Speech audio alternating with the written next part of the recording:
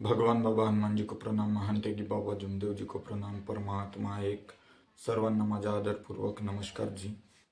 तर पहा सेवक बांधवांनो, माझे महानतेगी बाबा जुमदेवजी हे सेवकांना सांगतात की सेवकांनी आपल्या कुटुंबामध्ये मर्यादा ही कशा प्रकारे पाळली पाहिजे. माझे महानतेगी बाबा जुमदेवजी सेवकांना नेहमी मार्गदर्शन करतात की त्यांनी आपल्या कुटुंबात मर्यादा पाळली पाहिजे. स्त्रियांनी आपल्या पती परमेश्वराशी नेहमी मर्यादेने बोलायला पाहिजे.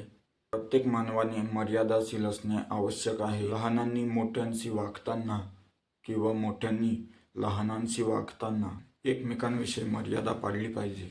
सेवकांनी एकमेकांशी वागताना मर्यादाने वागायला पाहिजे. तर पहा सेवक बांधवांनो, इथे मर्यादा म्हणजे सुशिक्षित किंवा अशिक्षित किंवा गरीब किंवा श्रीमंत ही मर्यादा नव्हे, तो भेदभाव आहे. सर्व सेवक हे त्या परमेश्वराला सारखे आहेत. माझ्या महानतेगी बाबा जुमदेवजींनी सर्व पूजा व जुने विचार हे बंद केलेले आहेत आणि एकाच परमेश्वराबद्दल सांगितलेले आहेत. ही खरी मर्यादा आहे आणि ती पाळली पाहिजे.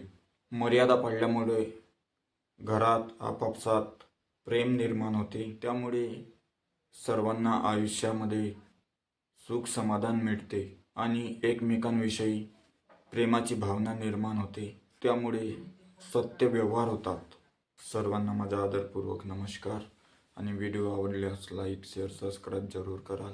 सर्वांना माझा नमस्कार जी.